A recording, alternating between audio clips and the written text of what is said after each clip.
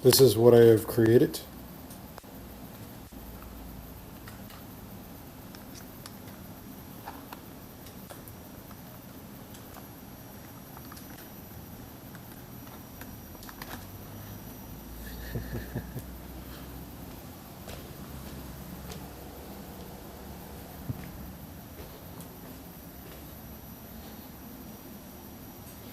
A wake-up call from the Nintendo generation. We demand free access to data. Well, it comes with some responsibility.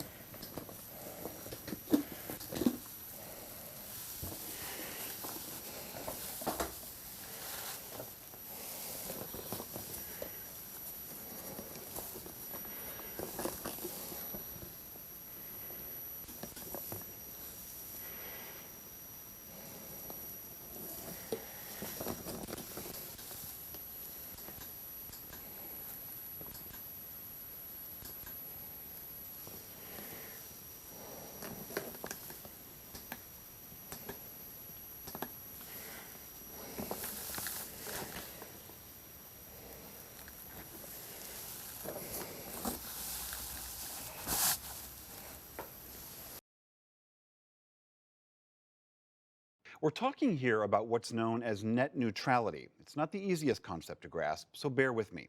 Almost all of us in America get our internet access via one main provider. These are the telecom and cable giants like Verizon, Comcast, Charter, Time Warner. They provide the infrastructure that delivers the bounty of the web to our homes and phones. Sites and apps like Google, Netflix, Facebook, Instagram, you name it. The telecoms build the highway, the other guys are like the cars traveling that highway. The idea of net neutrality is that the telecoms have to treat that highway as an open road. They can't pick and choose which websites or services get to you faster or slower.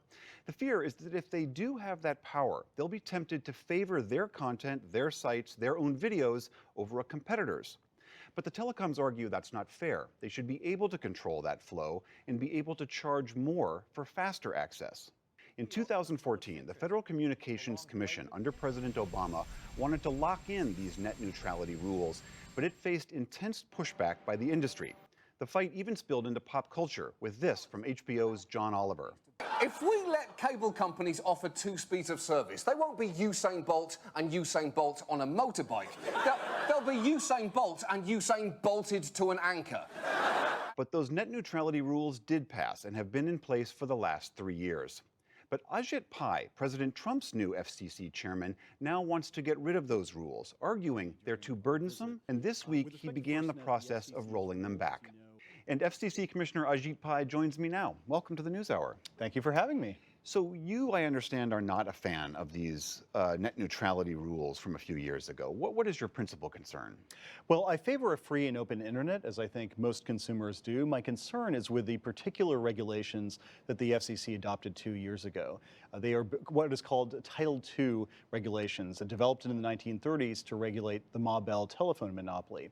And my concern is that by imposing those heavy-handed economic regulations on internet service providers, big and small, we could end up disincentivizing companies from wanting to build out internet access to a lot of parts of the country, low-income, urban, and rural areas, for example. And that, I think, is something that nobody would benefit from. Is there evidence, though, that these rules have disincentivized those companies? I mean, their businesses are doing very well. They're spending billions on the spectrum. There is significant evidence that investment in infrastructure has gone down since the adoption of these rules. For example, there's a study by a highly respected economist that says that among the top 12 internet service providers in terms of size, investment is down by 5.6%, or several $billion over the last 2 years. And among smaller providers as well, just earlier this week, 22 internet service providers with 1,000 customers or less told us that these Title II regulations have kept them from getting the financing that they need to build out their networks. And as they put it, these net neutrality regulations hang like a black cloud over our businesses. And so what we're trying to do going forward is figure out a way that we can preserve that free and open internet that consumers want and need, and preserve that incentive to invest in the network that will ultimately benefit even more consumers going forward. I know there's a whole other group of internet companies, Facebook, Google, Instagram, those types of companies that have said to you, these rules are not a hindrance to us. We have been able to thrive and survive under these rules. Don't change them.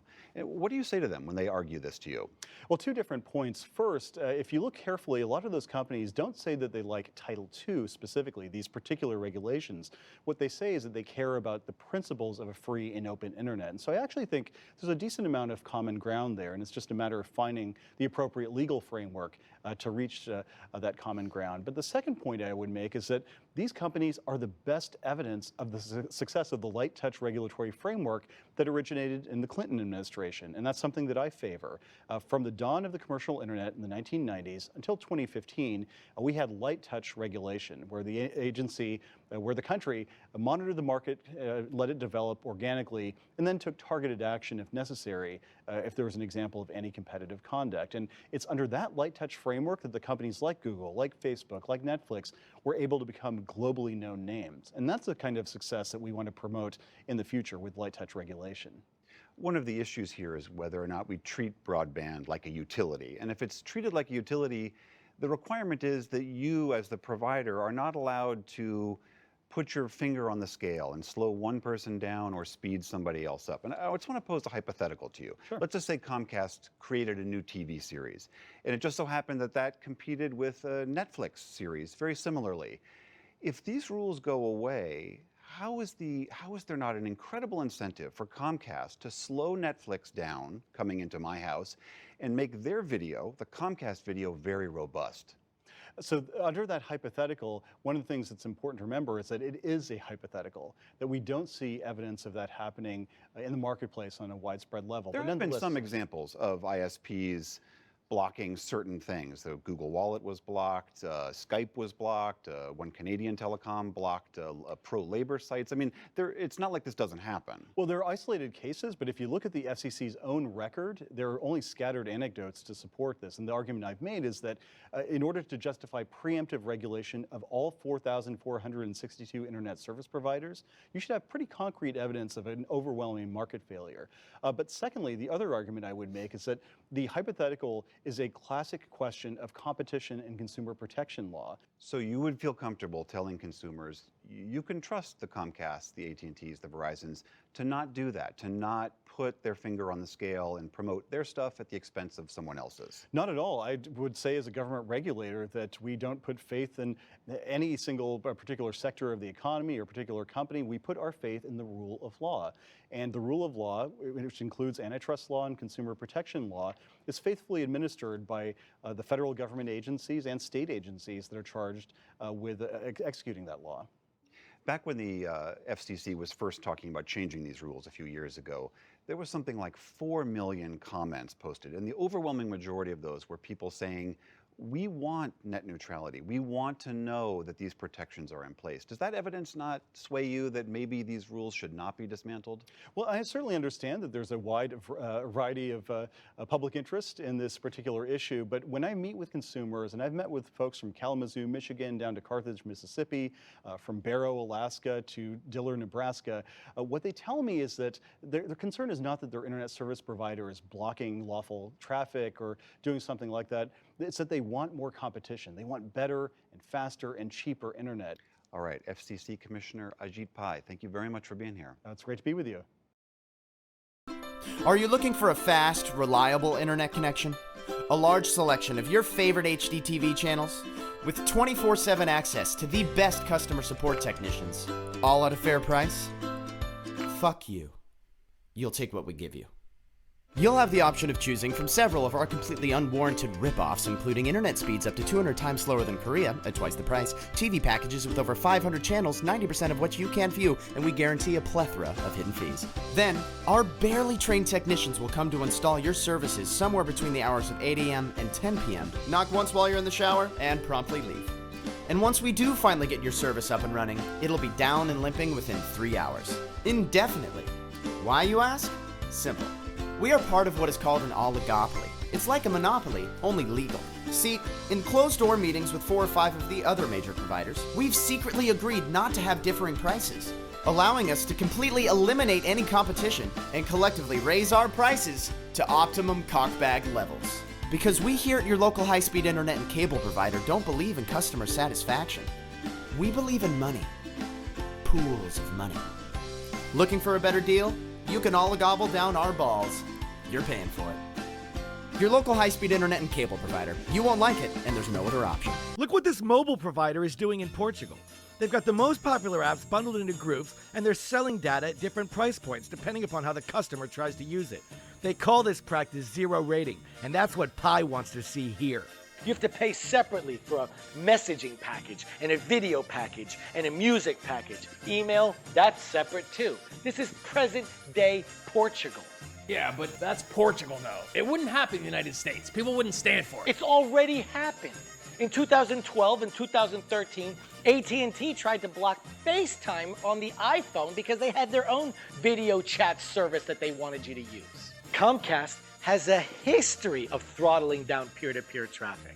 They had to pay a $16 million settlement in a class action lawsuit. I remember that. They were blocking BitTorrent. Comcast and Verizon in 2013 and 2014 slowed down Netflix until Netflix paid them off to stop. This has already happened. It's not a conspiracy theory. This is recent history. This is what net neutrality is meant to prevent. Do you even English, bro? Ladies and gentlemen, please stand by for an important message from the president of your local cable company. Customers still wishing to view true crime networks will now need to purchase a separate package, which will require a technician to service your cable box every night from 2 to 3 a.m. and must include the purchase of 300 channels in Portuguese. We realize this may be an inconvenience to you, and we hope you will voice all your concerns to us. Because at your local cable company, the customer is always our bitch. Hi, I'm Ajit Pai. I'm the chairman of the FCC. Recently, there's been quite a bit of conversation about my plan to restore internet freedom. Here are just a few of the things you'll still be able to do on the internet after these Obama-era regulations are repealed. You can still gram your food.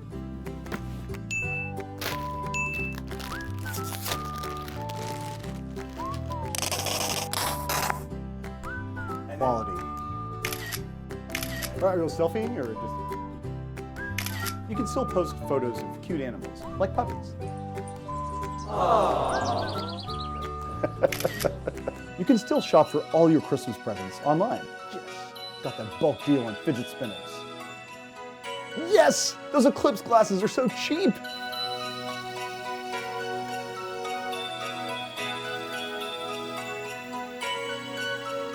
You can still binge watch your favorite shows.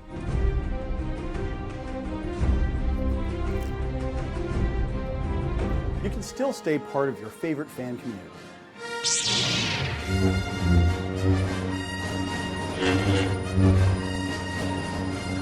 You can still drive memes right into the ground. And do the Harlem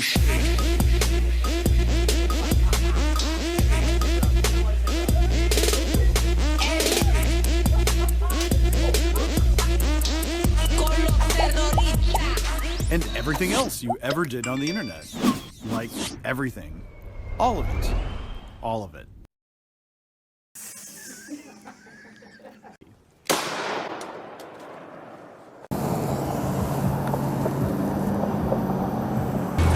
They look a little nervous. Hackers report that our designated areas immediately. In less than an hour. Hackers here will join others from around the world. And You will be launching the largest aerial battle in the history of mankind. Mankind, that word should have new meaning for all of us today. We can't be consumed by our petty differences anymore.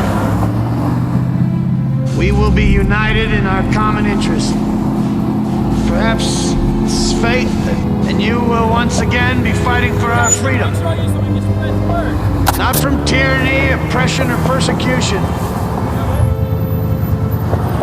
but from annihilation. We're fighting for our right to live, to exist. And should we win the day, it will no longer be known as an American holiday, but as the day when the world declared in one voice, we will not go quietly into the night. We will not vanish without a fight. We're going to live on. We're going to survive. Today, we celebrate our Independence Day.